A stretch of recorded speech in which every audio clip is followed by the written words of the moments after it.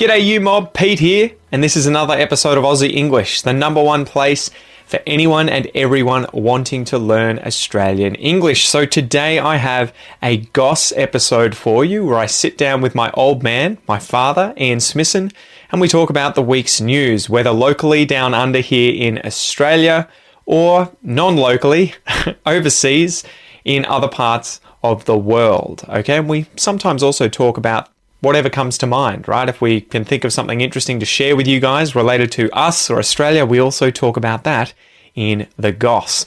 So these episodes are specifically designed to try and give you content about many different topics where we're obviously speaking in English and there are multiple people having a natural and spontaneous conversation in English. So it is particularly good to improve your listening skills. In order to complement that though, I really recommend that you join the podcast membership or the academy membership at aussieenglish.com.au, where you will get access to the full transcripts of these episodes, the PDFs, the downloads, and you can also use the online PDF reader to read and listen at the same time. Okay, so if you really want to improve your listening skills fast, get the transcript, listen and read at the same time, keep practicing, and that is the quickest way to level up your English. Anyway, I've been rabbiting on a bit, I've been talking a bit. Let's just get into this episode, guys. Smack the bird, and let's get into it.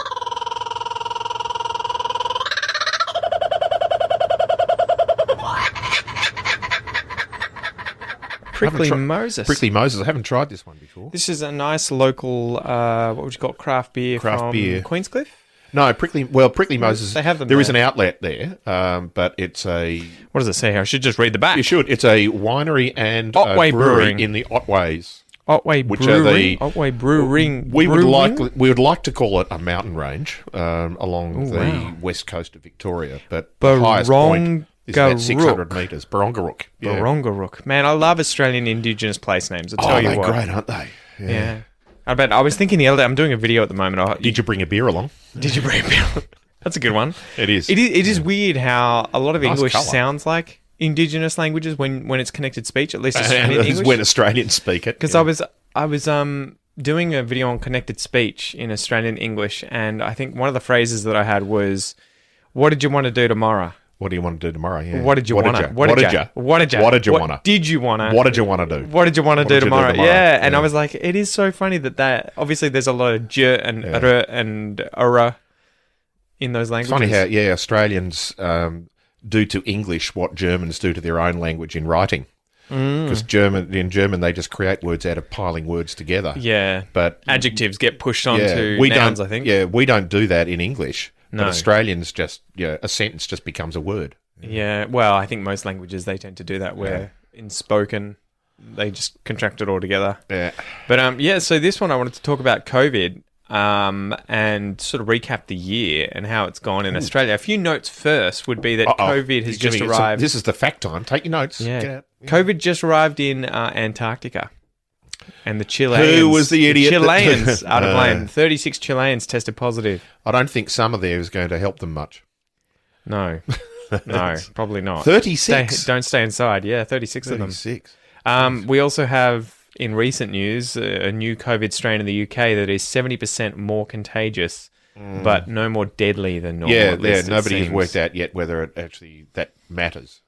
Yeah, being contagious obviously matters, but if it doesn't have any more drastic effects on people. Yeah, and then the vaccine from, is it Pfizer? Pfizer, yes. Has been rolled out with in the silent P. Has been rolled out in both the UK and the US, I think. Yeah. And they've sort of rapidly done that. What do you think of, I guess, well, we could start with 2020. How do you sort of want to sum that up in terms of being a shitstorm, a clusterfuck, if you will? These are some down the toilet, really good down the drain, down in the loo, drain, in the dunny. Yeah, these are some good. Flush it. I'm sorry to swear, guys, but I love those two phrases: a shitstorm and a clusterfuck. And they have both been used. I think I was reading an article by The Guardian the other day asking people to use an adjective to describe 2020, and I think shitstorm and clusterfuck were definitely two of the biggest ones. Yeah. I think the biggest one was just fucked. Yeah. Look it up. It's pretty funny. There's like about 100 adjectives that were that got onto the final list. Yeah. And if you're going to learn to speak Australian English, and many of you have already done that and started, fortunately or unfortunately, swearing is part of the Australian. And I come from a Scottish background as well. My father was Scottish. He didn't swear that much, but when he did, he let fly.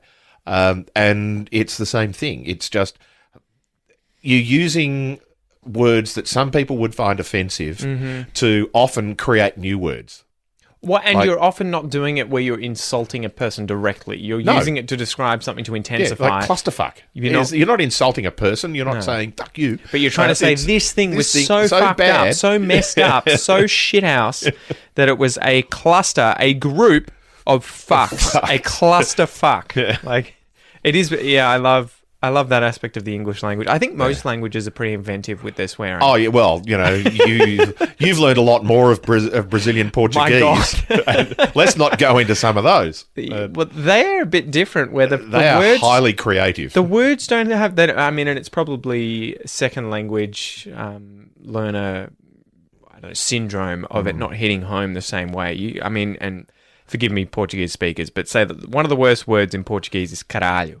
Right, which effectively just means penis or dick, but it doesn't have the same punch from the sounds in it as a lot of Australian. Well, English words. You've got to have a really good consonants in a swear word. And stop consonants like the k and the k. Yeah. Yeah, and so with ours like cunt and fuck, shit. You're like those ones. They just hit really hard, but they have impact. Caralho sounds. Oh, caralho, that's pleasant. Yeah, caralho. Sorry, guys, we've had a few beers too. We have. Hey, we have not. But it is so much more. You've only had one. Round. And you haven't finished yet. It's so much more round. Those words in it Portuguese. Is. And look, and I think the other thing too is that clusterfuck. What does that mean? Like you've already explained what it means, but a massive fuck. But if you try and look at it and go, well, a massive fuck. What is it? An orgy?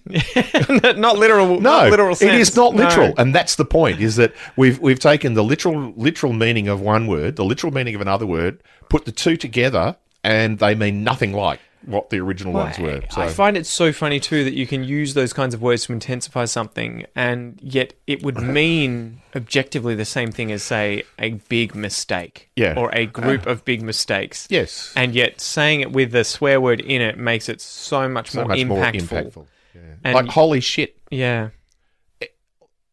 So many Australians say holy shit. Oh shit. As an expression of amazement, and. It's being impressed. Why would you be impressed by shit that was holy? It makes no sense. Holy in the sense of the word, not having holes in it. Yeah, holy as in of God. Yeah. It makes no sense, but it's just one of those expressions that it is the impact that it makes. Just literally the audio impact of saying it. Adds to what you were trying to do. Anyway, I think those things end you up were talking about left behind in the language. 2020 was a clusterfuck. Yeah, well, what did you make of it? Is it as bad as people are making it out to be? Do you think people are exaggerating? Are they overreacting? I think the best example of an answer to that is a friend of mine, and I'm sure a million people have posted this as well. A friend of mine on Facebook yesterday posted a picture of Australian army servicemen in the trenches in the First World War on Christmas Day. And it came with, and I'll paraphrase, and apologies, Terry, if you're not quote of just, thank God we don't have COVID. Yeah, well, but it was sort of like, you think your Christmas Day is going to be screwed up because you can't meet with your family. This is... Harden the fuck up. Pretty much. Yeah. I think it sucks. It's going to be one of those nights. It's a swearing episode, this swearing one, episode. Yeah, we'll have a little warning at the front of it that says, if you like swearing, listen. If you don't, listen anyway, because you might learn something. Note to self, note to future self. Make an intro warning people of the swear words. Well, you got to colour it, right? You got to... English and all languages are a palette of many different colours, and sometimes you got to paint with them all. And other sometimes they're just blue. Yeah. It sort of irritates me how much we have this kind of, what would you say, historical illiteracy a lot of the time in my generation, yours probably as well. I mean, I'm sure we're not illiterate at all. we're way better than you. Highly educated, intelligent people who were born in the 1950s. I've gone out of my way a lot of the time to not try and be fatal fatalistic about my own experiences and think, oh my God, I have it so hard, and try and appreciate the fact that people have come before me, they've had other experiences, and, what were those kind of experiences like? And you think about even just in the last few hundred years, the Second World War and the First World War, and the Jews in the gas chambers, a lot of other wars all over the world, and you're like, there are so many more people in the world who, even recently, had it so much worse than I did. But at the same time, I'm sure this year there have been people who have experienced, incredible hardship and incredible loss. There is no question globally, about that. Yeah, there's no question about that. And a global pandemic, where we're looking at, I don't know what the total is now, but it is hundreds of thousands of people who have died around the world. Yeah, let's look it up. Yeah, that's obviously, every individual death is tragic to that person, clearly, but also to their family and their friends and their communities. So we've had nearly 2 million deaths. Nearly 2 million deaths. Which, now that you say it, is like, world. holy crap. Yeah. But then if you were to type in deaths from World War II, and again, it's not to trivialize it, 75 million. And I think, too, when you see that on a graph... 75 million in terms of the population, that is a quarter of what it was now, or what it is now. Yeah, well, that's not proportionate. That was when there were 2.3 billion people in the world. Yeah. But you see, it's funny, you see that sort of thing on the graph of population growth, and it's just a little beep. Yeah. Like it's barely anything. Yeah. As opposed to the Black Plague in the 14th century in Europe, exactly. where it went blip. Well, and I keep thinking about that, and maybe that's the problem. I don't know anyone who's died of the Black Plague personally, of the Black Plague of COVID, so it hasn't hit home. No, I know of people who know people. That's just, I'm second hand is the best or the worst I can do. But so look, the individual deaths and the illnesses, and we're yet to know, without getting into the medical things, of which neither of us is qualified to discuss, which has never stopped us in the past. We don't know about the ongoing symptoms and troubles that people are going to have who have been exposed to this virus. So all that aside, they had a thing come out today showing that in Australia, at least, from the people who had a study they'd done on, I think it was only 100 people or so, but 40% of the people who'd suffered from COVID several months later were still suffering negative side effects of that, including lung capacity loss and everything like that. And concentration. And, a bunch of things. So that is one of the biggest things that we have to worry about. It's okay, we've had 1.7 million deaths. I don't know what the number of cases was, but I imagine, if I can find it here, it is tens of millions. Tens of millions. Yeah, okay, so 77.9 million cases. And so you potentially have, what's that, on the order of... 4%. 4% of the global population that has had this and may suffer lifelong and that's medical that's problems. The ones that we know about. Yeah. All right. So getting back to your original question, the medical side of it, the actual expression of the disease aside, then we've clearly had a huge economic impact around the Western world. Who knows what the economic impact has been in developing countries? We've also had, and we talked about it in a previous episode, the mental health issues that have come out of this time, where people have been in fairly significant isolation in many cases. There have been lots of cases. In particular, if you go back and look at the sort of epidemiology of the disease in Melbourne, the vast majority of people who were dying of the disease were people... Did that too close to the phone, yeah, sorry. The microphone. The phone. The phone, it's short for mic. Yeah. Were in aged care. Yeah. And we had people in aged care who are the most vulnerable people in our community, other than babies. And these are people who need their families and need contact, and their families want to see them, and they were isolated for months. There was a tragic video I saw of someone in Japan, I think, seeing their mother who was in elderly care, and I think it had been like 8 months or something since they'd been able to talk face to face, so they have to get on the phone and stand between a window wall in between them, and you're just like, brutal. But do you think it's shone a light a little bit on how we treat the elderly? And look, it certainly has in Australia, and hopefully one of the shining lights that has come out of this is the fact that our aged care system is really in need of an overhaul. It costs a lot of money for individuals to go into aged care, the government puts a lot of money into aged care, and clearly it's not working. Do you think the biggest problem there, sort of like the US and their prison system, is the fact that aged care in Australia is largely privatised? Yeah. And so it's for profit? Yeah, as soon as you privatise it, then there's only two ways you can do. You can charge more, and it's a competitive market, or you can cut costs. And cutting costs means you treat people worse. Yeah. There's no way of cutting costs and giving people the treatment that they need. Yeah. So that's a component of it. I think the bigger picture of it has been the overall malaise in the community of effectively doing nothing for 6 or 7 months in Australia. It's a good French word there, Dad. Malaise. What's malaise? Sickness, right? Sickness, yeah. And Malady. Yeah, malady. Yeah, well, malady is an English word. Malaria. And so I think that is probably the sort of lasting thing.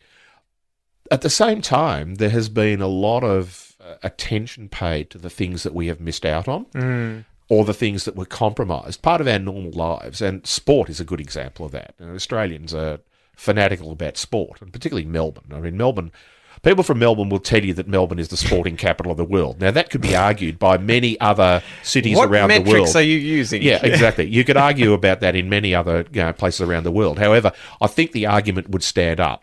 Just in terms of and look, whether it is the number one city, but that's probably another episode that we do. But so we've had all of our major national and state-based sports have been severely compromised. However, the major national sports have been completed. The two major football leagues, 3 if you include the soccer, the football league, AFL, the NRL, all had a season. They all finished. They were all severely compromised. And the administration of those sports did an amazing job getting those together, because they were constantly, because these are national sports and they've got teams from most states in the case of the NRL, all states in the case of, except for Tasmania. Sorry, Tassie, we'll get you into the AFL eventually. They'll get a team. They got no team. They will. They will. One day. Just need to improve your and we've spoken about this in previous episodes. So they did an amazing job of getting that together. So it happened. And so the only thing that, I'm a member of a club in Melbourne, and the only thing that happened to me was I couldn't actually go to a game and watch them live. You could probably pay for a cardboard cutout of yourself to go. Yeah, I could have, yeah. Just put a GoPro on his sponsor head. But I could watch every game on television. Yes, and so for free. For free, yeah. Well, no, I couldn't watch it all for free because I had to, AFL's only on, every game is on paid television. Okay. There's only a limited number of games on free-to-air. But I can still watch all those games. The cricket in Australia has been compromised, and it is less compromised now than we thought it was going to be. We had the World T20, the short form of cricket World Cup was due to be played in Australia at the end of this year, October this year. It had to be cancelled because there was no way that they could guarantee doing it, all the planning and moving all the countries here to play. So that is now going to be played probably in another country next year. And so there have been those sort of things, but in the end you look at it and go, other than the few hundred AFL players or the few thousand players in various sports around Australia, who cares? There are bigger issues to worry about than whether I can go to a football game or not. Do you think that the states of Australia have all equally handled COVID well? They've all handled them differently. Which is a sort of microcosm of the rest of the world, which is interesting, right? Yeah. But do you want to sort of sum up what's happened in Australia and how the states have faced different problems and how they've overcome them? Well, if we look at two, we won't go through them all, but look at two as the sort of opposite ends of the spectrum. Western Australia, which is the most isolated state in Australia, in a sense. It's the biggest state in Australia. Perth, it's on the west. On the west, funnily enough, just in case you hadn't worked that out. Big part. The big lump on the sort side. Of almost half the continent. Yeah. And it has one major city, which is a huge proportion of the population of the state, which is, I believe, Vladivostok might argue, but I believe it is the most isolated major city in the world. Of closer over to Jakarta, 1 million people. I believe. It's closer to Singapore. Is Singapore closer to Jakarta than it is to Sydney. To Sydney or Melbourne, Yeah. And so it is extremely isolated. But basically what the Premier of Western Australia did was say, we're going work on the basis of that. We had a few cases, but we're just going to shut our border. So nobody Come at us, bro. from anywhere else in COVID? Australia can come to Western Australia. And no one can leave. Or, well, no one can leave and come back. The few people who were travelling there during that sort of crossover period between the yes, you're allowed to travel and the ban were quarantined, and then they fixed it. So they've had almost no cases in Western Australia. Victoria, on the other hand, where we had a screw-up with the quarantining, we had an outbreak. That outbreak went to, I think, 750-something per day was the highest number of new cases we had. Was the total deaths, we got up to 400 and something? I don't think it was closer to 800. Was it? Oh, crap. Okay, sorry. I don't know. You can look it up. Let's see Australia deaths. While we're doing that, but Australia deaths, but then Victoria deaths. Yeah. And so, but that, we went from 750 a day to 4 months later, none. We did, yeah. 908 deaths total in Australia, and 820 of those are ours. Damn. But that and that was the one outbreak, basically. Because those guys were shagging the people at the that's another episode. And I think we've spoken about it previously. You shag one person with COVID and 820 people die. God damn it. So I'll just take a beer in between. So I think that's the difference in. One state said we're going to lock the state. We're not going to lock down people in the state because we don't have any cases, but we're going to lock the state. Nobody can come here. Yeah. The other extreme was Victoria that had, in the end, the worst outbreak in Australia. The worst outbreak in Australia. 800 plus people died. Up to 750 new cases a day, but we went to zero in about 4 months because we had the world's most restrictive lockdown. Mm-hmm. And it is crazy. You see the graph and you see this little kind of blip at the start, and then this kind of boom, and then it just goes boom. It dies. It dies faster than it started up, which is insane. And I mean, we had that backlash of things being incredibly draconian, but I think. And, me being much more libertarian than you are, but at the same time I can see, especially in a crisis like this where it's a pandemic, you kind of need an authoritarian take on things, at least temporarily, and hope that it can be then wound back later on to deal with this, because a lot of people are selfish. I'd be the same too. If I was in a position where, imagine you were in an old person's home, I can't imagine some of the people who are like, what do you mean I can't go and see my dad? He's got COVID and he's dying and you're not going to let me go and see him. I know. I can't imagine some of those positions. But we ended up handling it pretty well, considering that we've only had 28,000 cases currently with 25,000 recovered. I don't know what's happened to the 3,000 in between there currently. I guess they still have it, but they will have had it for months. Well, 900 of those are dead. So 2,000 of those. Playing it lightly, I apologise. Yeah, and then we've had 908 deaths. But all things considered, compared to places like the US... I don't. I was going to do an entire episode without whining about the United States. They are up to literally having what Australia has had over the entirety of 2020, 3 to 4-fold a day. Yes. Up to a maximum of, I think they've had here, 3,600 a day.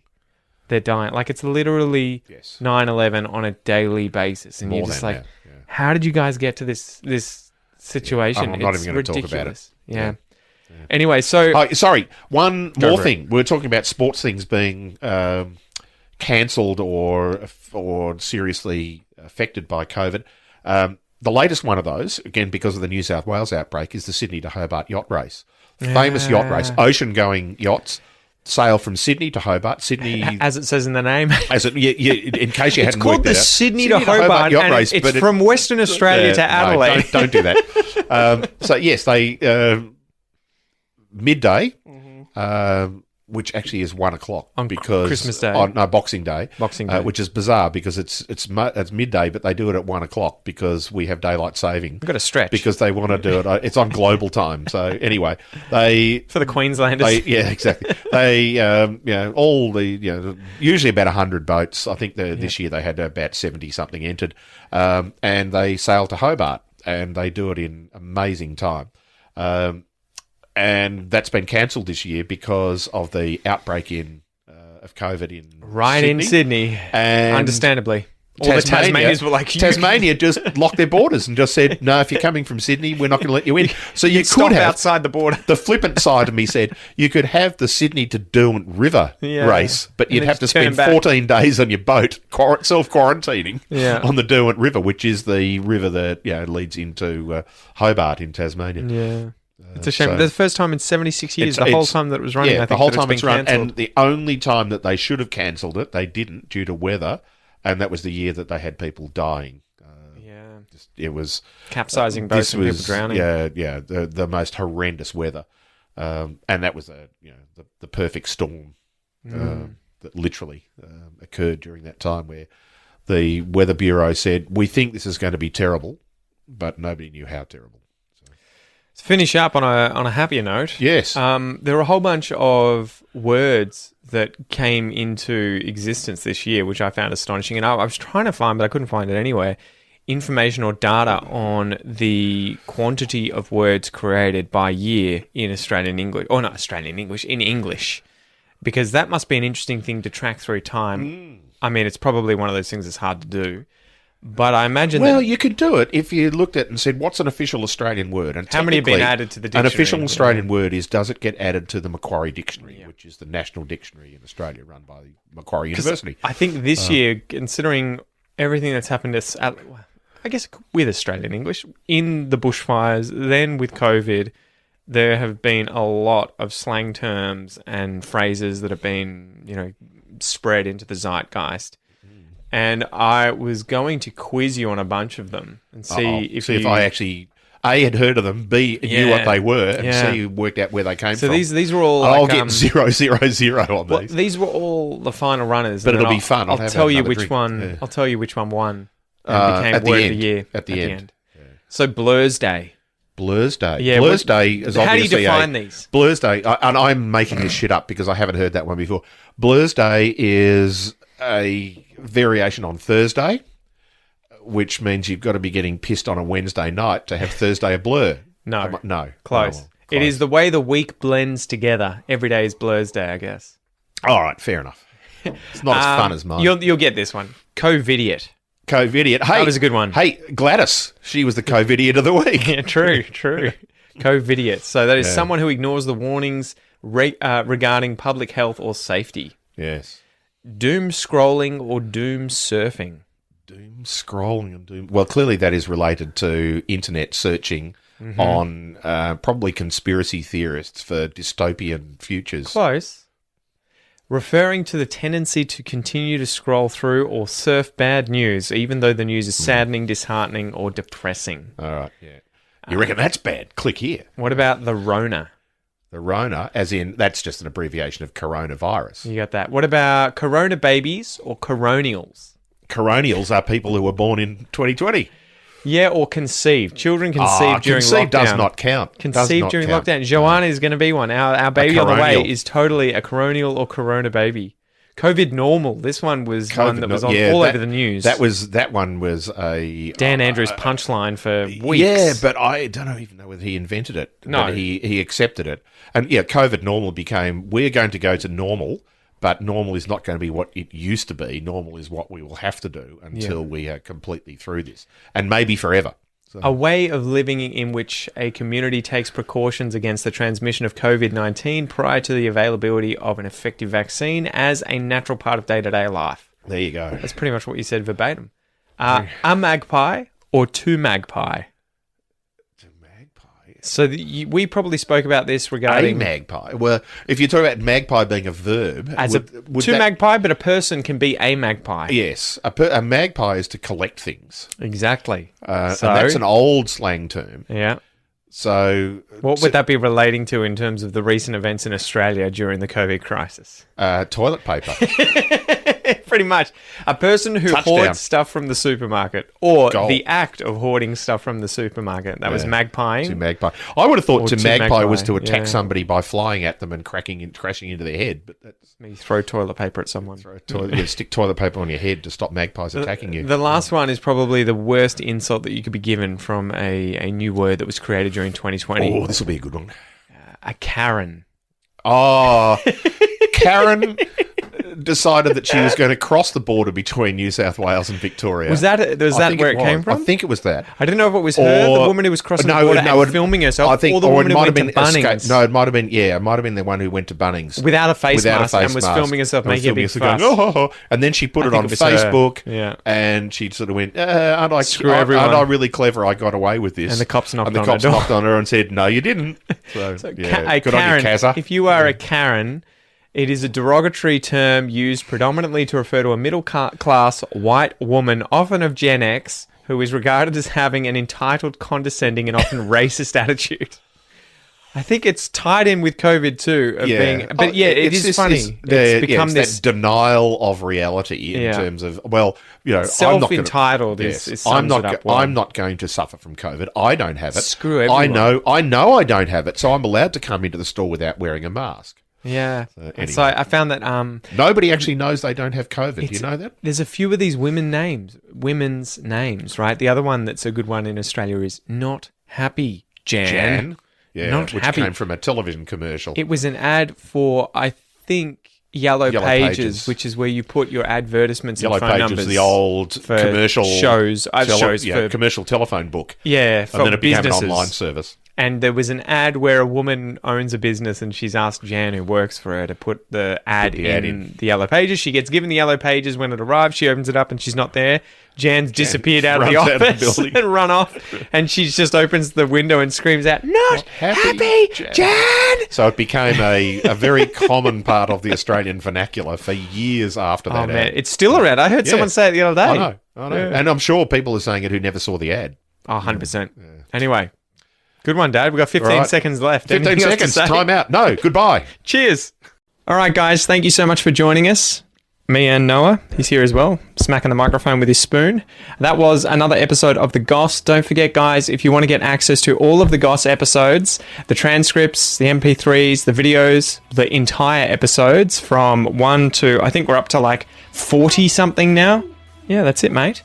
Just go to aussieenglish.com.au and you can sign up for those. Anyway, I'm Pete, your host. This has been another Aussie English episode. It's a pleasure, and I'll see you soon.